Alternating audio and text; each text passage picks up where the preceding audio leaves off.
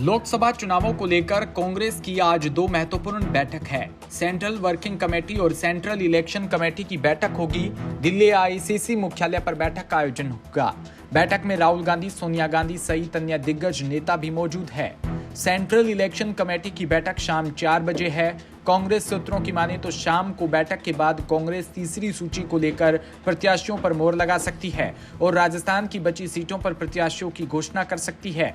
आज की इस बैठक में कांग्रेस राजस्थान की 3 सीटों को लेकर मंथन कर सकती है। ये 3 सीटें सीकर, नागौर और बांसवाड़ा है। इन 3 सीटों पर गठबंधन के साथ कांग्रेस चुनाव लड़ सकती है। ऐसे में आज इस पर कांग्रेस की बैठक में निर्णय लिया जाएगा। कांग्रेस सूत्रों की माने तो वोटों की गणित को देखते हुए कांग्रेस इन तीनों सीटों पर गठबंधन के साथ चुनाव लड़ना चाहती है।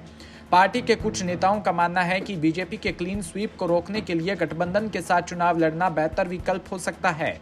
2019 के चुनाव की बात करें तो बांसवाड़ा सीट से बीजेपी को 49.44% वोट मिले थे, वहीं कांग्रेस को 28.22% वोट मिले थे।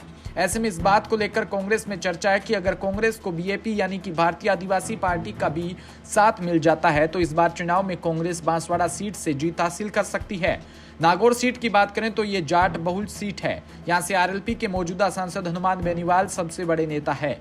ऐसे में बीजेपी को इस सीट पर जीतने के लिए ज्यादा मेहनत करनी पड़ेगी और नागौर लोकसभा सीट के अंतर्गत 6 विधानसभा सीटें आती है। इनमें 70% आबादी जाटों की है। इस सीट से जाट समुदाय में कार्यकर्ताओं को टिकट देने की मांग हमेशा उठती रही है। चर्चा है कि नागौर से बीजेपी के पास कोई बड़ा जाट चेहरा नहीं होने की वजह से उन्होंने ज्योति मिर्धा को टिकट दिया।